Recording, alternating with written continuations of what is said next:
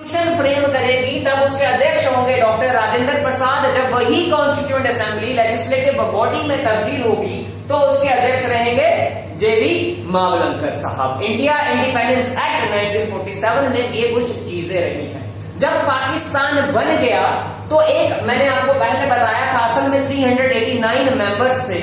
जब पाकिस्तान बन गया तो 299 मेंबर्स ही हिंदुस्तान में रह गए थे और 90 पाकिस्तान चले गए थे। ये याद रखना, टोटल 389 मेंबर्स थे और जब पाकिस्तान बना तो 299 इंडिया में ही रहे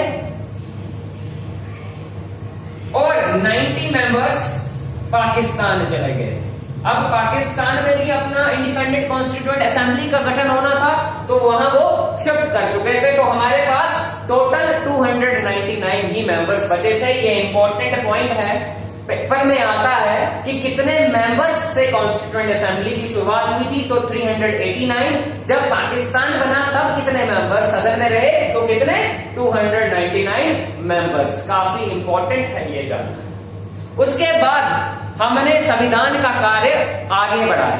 इतना आसान नहीं था संविधान बना, अभी और भी चीजें होनी थी, वो धीरे धीरे हम आगे आगे बढ़ते चले गए। अब इंपॉर्टेंट ये आता है, कुछ यहां पर मेजर कमिटीज थी, कुछ माइनर कमिटीज थी। इंपॉर्टेंट है ड्राफ्टिंग कमेटी, जिसको पेपर में एग्जामिनर बड़े चाव से डालता है। तो ड्राफ्टिंग कमेटी के अध्यक्ष कौन रहे थे, ये बड़ा जरूरी है। ड्राफ्टिंग कमेटी के अध्यक्ष कौन थे और इसका सेटअप कब हुआ था, तो ये सेटअप हुई थी 29 अगस्त 1947। ये सेटअप कब हुई, 29 अगस्त 1947 को। और इसके अध्यक्ष कौन थे, doctor Bhimrao Ambedkar.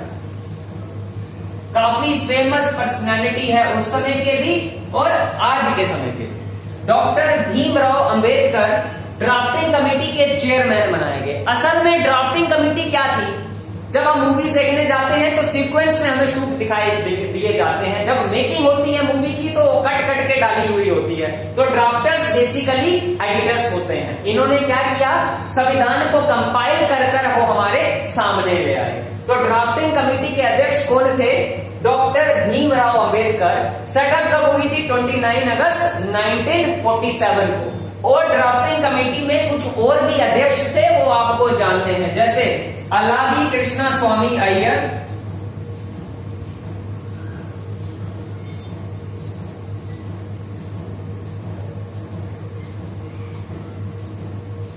N Gopalaswami अय्यानगर,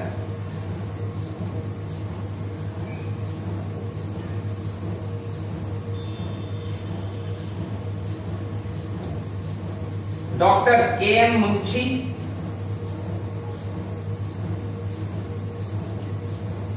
Mohammad Sadullah,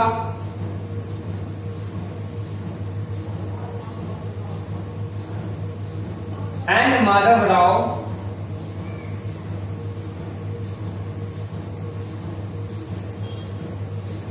और टी.टी. कृष्णमाचारी। ये काफी इंपॉर्टेंट पर्सनालिटीज हैं, ये ड्राफ्टिंग कमेटी में प्रेजेंट थी। तो पेपर में आपको ये नाम गायब कर दिए होंगे, फिर आपने पहचानने हैं कि कौन कौन से मेंबर्स ड्राफ्टिंग कमेटी में थे। तो कौन थे अध्यक्ष, डॉक्टर भीमराव अंबेडकर। बाकी इनकी कमेटी की टीम थी जिसमें Alladi Krishnaswami Ayyar, Gopalaswami Ayyangar, doctor K M. Munshi, Mohammad Saadullah, N Madhav Rao और टी.टी. कृष्णमाचारी। ये ड्राफ्टिंग कमेटी के मेंबरान थे और इनके अध्यक्ष कौन थे, डॉक्टर भीमराव अंबेडकर। और यही Bhimrao Ambedkar father of Indian constitution के नाम से भी जाने गए। अब ड्राफ्टिंग कमेटी का क्या काम था, इन्होंने ड्राफ्ट तैयार किया।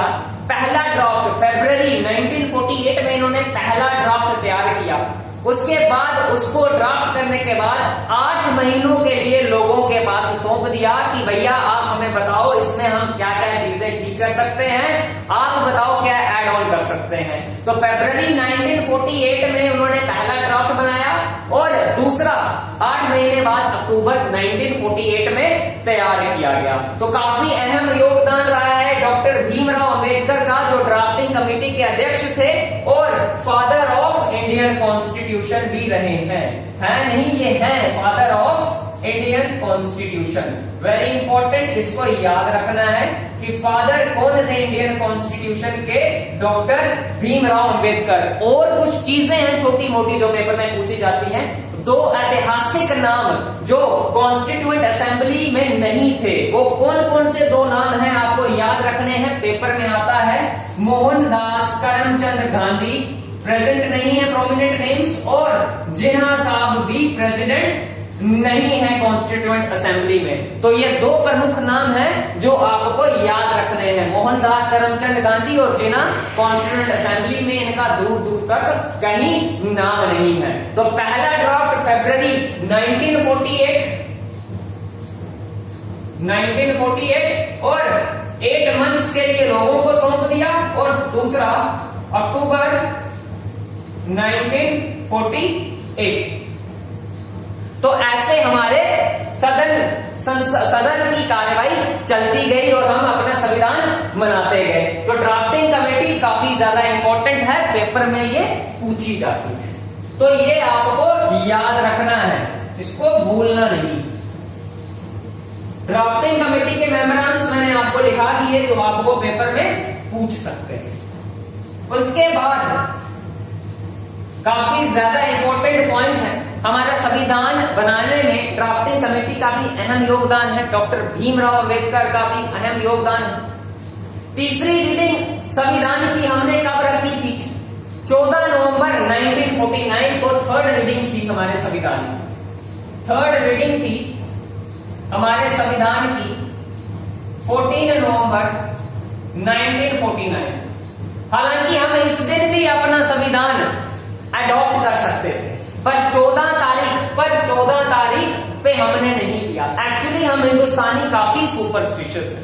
26 तारीख हमारे लिए काफी इंपॉर्टेंट है। इसी टाइम पे, इसी दिन को हमने अंग्रेजों के सामने स्वराज की डिमांड रखी थी। तो जो चीज हम 14 नवंबर 1949 को कर सकते थे, हमने 12 दिन की छुट्टी दे दी और कहा 26 तारीख को आओ, हम 26 तारीख को अडॉप्ट करेंगे। तो हमने अपना संविधान कब अडॉप्ट किया है? बड़ा इंपॉर्टेंट कंसेप्ट है, पेपर में पूछा जाएगा। 26 नवंबर 1949 को हमने अपना संविधान अडॉप्ट किया। अपना संविधान हमने अडॉप्ट किया है, तो इसको भूलना नहीं है, ये काफी इंपॉर्टेंट है। उसके बाद ये अडॉप्ट किया, उसके बाद हम मनाते कब, ये बड़ा जरूरी है। एनफोर्स्ड कब करते हैं? हालांकि हमने लास्ट मीटिंग जो रखी थी वो रखी थी 24 जन 1950 को हमारी लास्ट मीटिंग थी कॉन्स्टिट्यूएंट असेंबली की। तो जो ये कार्य हम 24 जनवरी 1950 को ही हमने डॉक्टर राजेंद्र प्रसाद को भारत का प्रथम प्रेसिडेंट चुना था। डॉक्टर राजेंद्र प्रसाद को हमने अपना प्रथम प्रेसिडेंट भी चुना। हालांकि ये लास्ट मीटिंग थी संविधान कॉन्स्टिट्यूएंट असेंबली की, इस दिन भी हम अपना गणतंत्र मना सकते थे, पर फिर वही बात, आज तो 24 तारीख है, 26 तारीख को मनाएंगे। वैसे वी आर ऑल इंडियंस, तो इंडियन सुपरस्टिशन बड़े मानते हैं, और 26 तारीख को ही हमने कांग्रेस के सामने, अंग्रेजों के सामने हमने स्वराज की डिमांड रखी थी। हालांकि 26 तारीख हम पे भारी भी पड़ी है, मुंबई टेरर अटैक्स और बहुत सारे टेरर अटैक्स 26 ही तारीख हुए हैं। तो 26 तारीख हमारे लिए उस समय काफी इंपॉर्टेंट थी। तो हम कब मनाते हैं अपना गणतंत्र? 26 जनवरी 1950 को। ये डेट याद रखना, कंफ्यूज मत होना। हम अडॉप्ट कब किया हमने अपना संविधान? 26 नवंबर 1949 को, और मनाते कब है? 26 जनवरी 1950 को हम अपना संविधान मनाते हैं। तो हमारा संविधान बनकर 26 जनवरी 1950 को हमारा संविधान बनकर तैयार हुआ था। काफी इंपॉर्टेंट है, ये याद रखना है। अब कुछ और चीजें जैसे इंपॉर्टेंट है, कुछ छोटी मगर बड़ी बातें, बड़ी ज्यादा है। Other works performed by constituent assembly, जैसे नेशनल फ्लैग हमने अपना कब अडॉप्ट किया? बड़ा जरूरी है, ये पेपर में आता है। नेशनल फ्लैग हमने 22 जुलाई 1947 को अडॉप्ट किया। नेशनल फ्लैग हमने अडॉप्ट किया 22 जुलाई 1947 को। डिजाइन किसने किया था ये पूछते हैं। डिजाइन किया था पिंगली वेंकैया साहब ने। डिजाइन किसने किया था?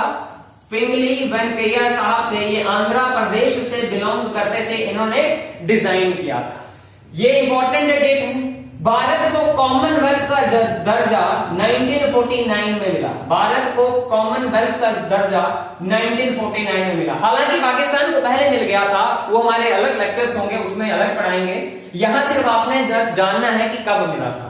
उसके बाद 24 जनवरी 1950 को हमने अपना नेशनल सॉन्ग भी अडॉप्ट किया। नेशनल सॉन्ग हमने अडॉप्ट किया। नेशनल सॉन्ग 24 जनवरी 1950। नेशनल सॉन्ग किसने गाया है याद रखना, बंकिम चंद्र चटर्जी। बंकिम चंद्र चटर्जी साहब थे, इन्होंने ये गाया है। हालांकि यहां पर लोग रविंद्रनाथ टैगोर कर देते हैं, ऐसा नहीं करना। उसके बाद इसी तारीख को 24 जनवरी 1950 को हमने अपना नेशनल एंथम भी अडॉप्ट किया। तो नेशनल एंथम जनगण मन गाया किसने था याद रखना, रविंद्रनाथ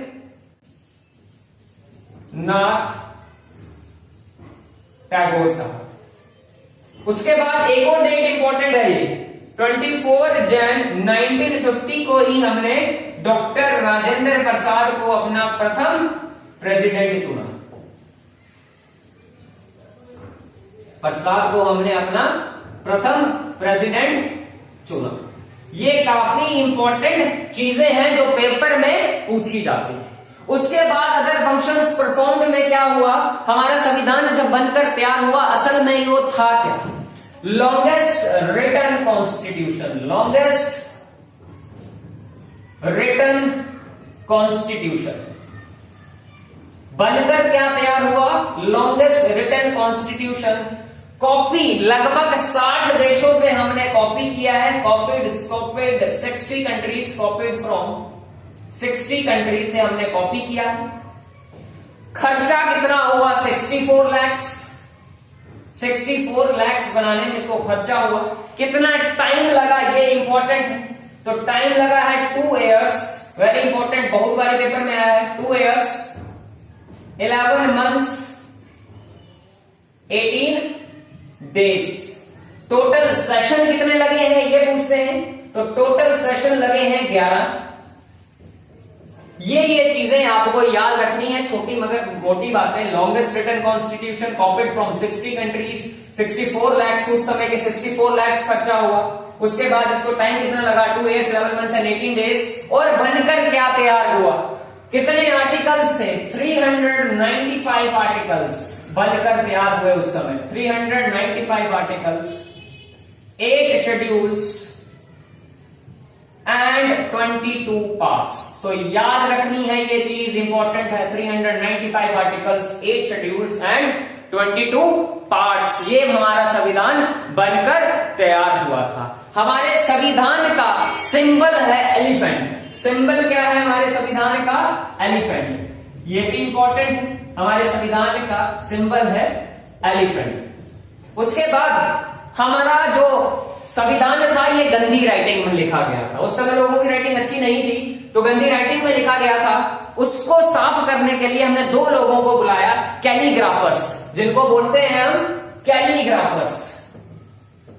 बड़ा इंपॉर्टेंट है, गंदी राइटिंग में लिखा गया तो हमने खूबसूरत जिनकी राइटिंग थी उनको बुलाया, जिसमें 2 प्रमुख नाम है। इंग्लिश लैंग्वेज में लिखने वालों का नाम था प्रेम बिहारी रायज़दा साहब।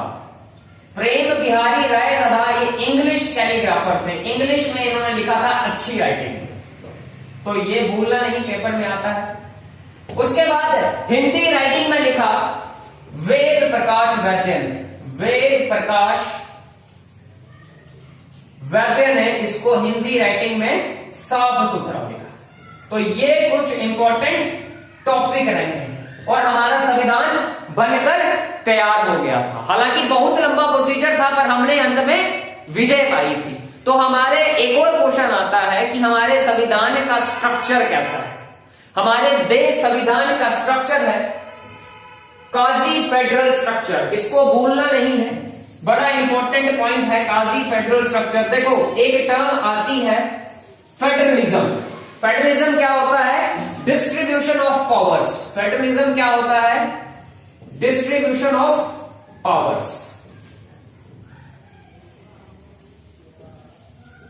तो हमारे देश में 3 प्रकार की सरकारें एट ए टाइम चलती हैं, जिसमें यूनियन गवर्नमेंट, जिसको हम सेंट्रल गवर्नमेंट कहते हैं, सेंट्रल गवर्नमेंट, स्टेट गवर्नमेंट और लोकल गवर्नमेंट। लोकल गवर्नमेंट आपको पता होना चाहिए, Panchayati Raj and municipalities, 73 amendment act 1992 and 74th amendment act 1992। हालांकि वो हमारे अगले टॉपिक्स होंगे, उस पर हम फोकस नहीं करेंगे। इतना जानना है 3 प्रकार की गवर्नमेंट है और तीनों के पास इक्वल डिस्ट्रीब्यूशन है पावर का, तो उसको हम क्या बोलते हैं? फेडरलिज्म, मतलब फेडरल स्ट्रक्चर। इस समय हमारे देश में फेडरल स्ट्रक्चर है, मतलब सबके पास पावर डिवाइड है। एक होता है यूनिटरी स्ट्रक्चर, फेडरल के बाद आता है यूनिटरी स्ट्रक्चर। फेडरल मतलब अनेकात्मक और यूनिटरी मतलब एकात्मक स्ट्रक्चर। यूनिटरी स्ट्रक्चर क्या होता है कि जब पावर्स एक ही गवर्नमेंट के पास रहेगी, मतलब सेंट्रल गवर्नमेंट बाकी गवर्नमेंट से पावर सब कर लेगी और अपने पास ले लेगी, उसको हम बोलते हैं यूनिटरी स्ट्रक्चर। तो हमारे देश का स्ट्रक्चर कैसा है, ये इंपॉर्टेंट चीज है।